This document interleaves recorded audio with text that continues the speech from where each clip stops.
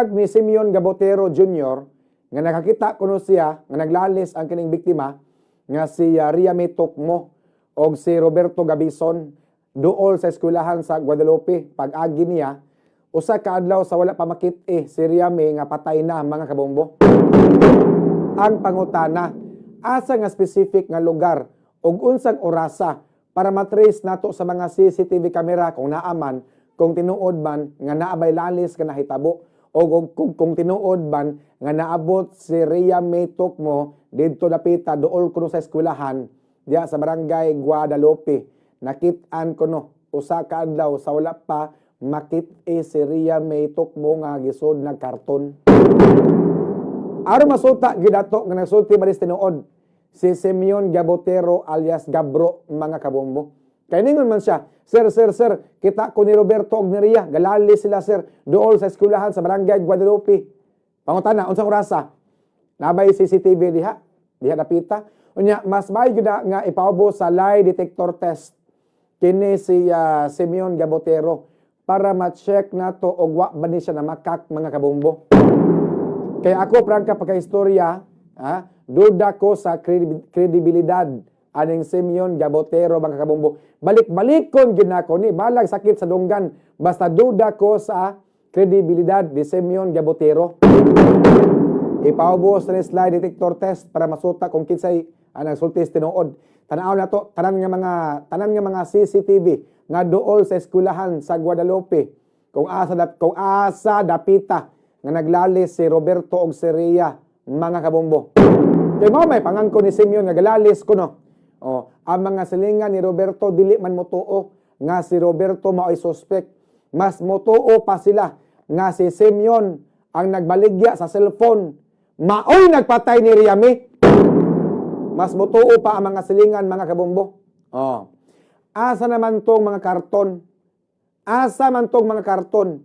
O katong habol nga mao'y gisudlan sa patayng lawas ni Ria May. Gilokot mo siya habol. Gisod og karton, asa namang habol? Asa man ang karton? Nga gisudlan ni Ria May. Na-preserve ba to sa soko? Kay atol sa pagkuha sa patay lawas ni Ria May sa karton, nagwantis man to sila. So sa ato pa, wala in fingerprint nga nipilit sa karton o sa habol. Atong kuhaan og fingerprint si Roberto Gabison. Atong kuhaan og fingerprint si Simeon Gabotero. Para mahibaw-an nato kung kinsay nagsulod sa karton ni Ria May Tokmo mga kabombo. Kaya atong fingerprint wa man ni kapareha. Og di lang bugo ang taga-suko og wa lang lagi gilabay itong mga habol og ang kini ang karton na preserve to nilang tarong. Wa man to nag-uwan. So sa ato pa ang fingerprint sa karton ug sa habol na pa to dito. Ato ning kuhaan og fingerprint, ang habol, ang karton, para ma-check nato kung kinsa tong fingerprint nga nipilit sa habol o sa karton mga kabombo. Ang habal-habal driver kang gisakyan ni Ria May paingon sa Guadalupe gikan sa Mandawi. Angay pud tong pangitaon kay dako kayo tong ikatabang sa kasulbaran sa kaso ni Ria May. Aron mahibaw-an nato asa dapita gidrap si Ria May sa habal-habal driver o si kinsa ang koyog aning biktima diha sa Guadalupe mga kabombo.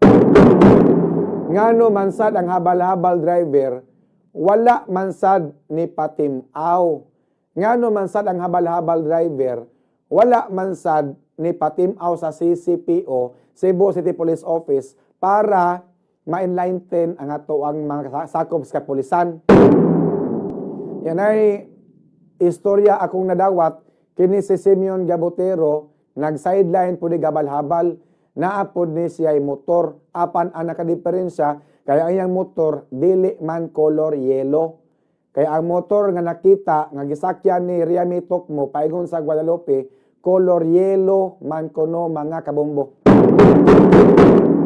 Matod pang Simeon nga wala ko kahibalo nga katong cellphone di ay ang tag-iya ato katong babae nga namatay. Kay wala pa man to ni gawas sa media. Kung kahibalo pa lang ko nga katong cellphone na gipanag-iya sa babae nga namatay, di gyud nako to ibaligya. Unya igo raman ko gisugo. Gisugo kuno siya ni Roberto. Mga kabombo. Pangutana, motuo mo siyang gisulti. Nga gisugo siya ni Roberto. Dugang pa niya. Unya matod pang Simeon nga nakuyawan manggud ko. Nakuyawan ko atong time kay nakabasa ko nga ako may gitumbok. Ako may gitumbok nga suspect matod pa niya. Mao to nga nakuyawan ko nya naglibog ko unsa akong buhaton pero sa akong kaugalingon inosente ko. Pangutana, kung inosente ka makuyawan di ay ka. Kung inosente ka maglibog di ay ka unsa imong buhaton.